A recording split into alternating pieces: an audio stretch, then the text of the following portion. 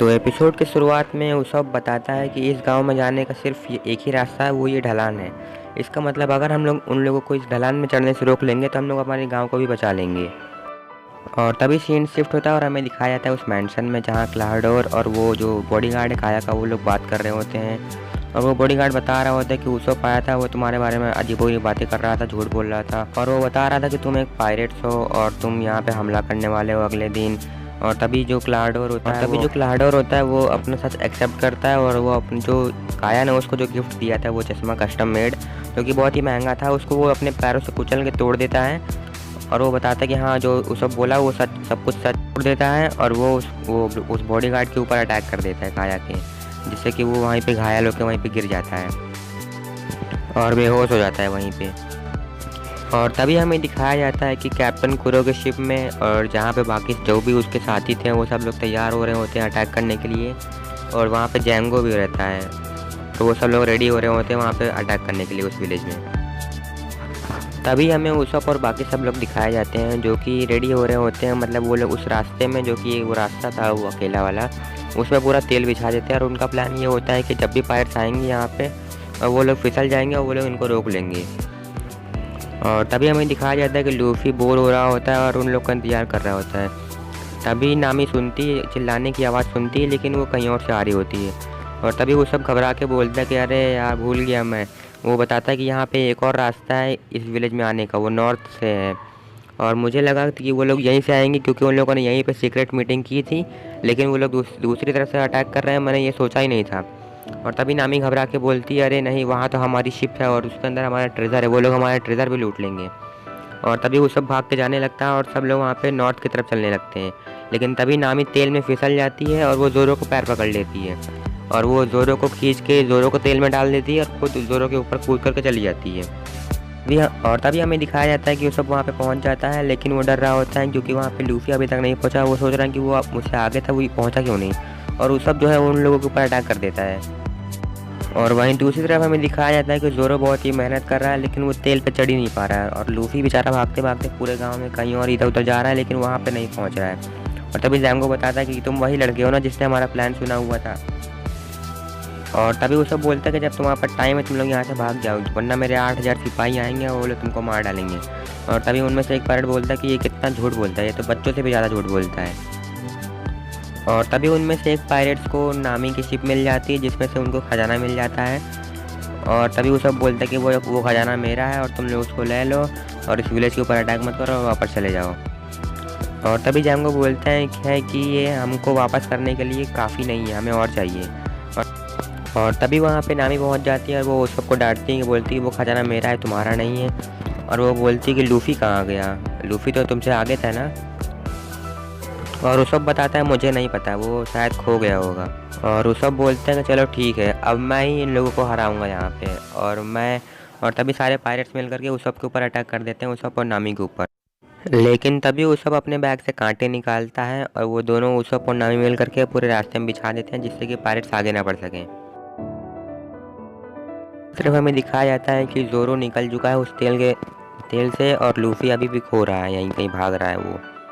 और तभी हमें दिखाया जाता है कि उsopp ने कई पायरेट्स को मार के बेहोश कर दिया है, लेकिन जब उनको भागने की बारी होती है तो नामी ने गलती कर दी होती है, जो कि पीछे कांटे बिछा देती हैं, जिससे कि वो लोग भाग नहीं पाते हैं।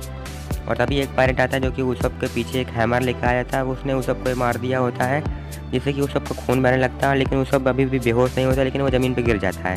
और तभी एक पायरेट उsopp को काटने वाला होता है तलवार से, लेकिन नामी उसको बचा लेती है उsopp को, लेकिन वो पायरेट ने नामी को भी हरा दिया होता है और नामी भी गिर गई होती है। जैंगो बहुत ही खुश हो रहा होता है, वो बोलता है कि और आगे अटैक करो।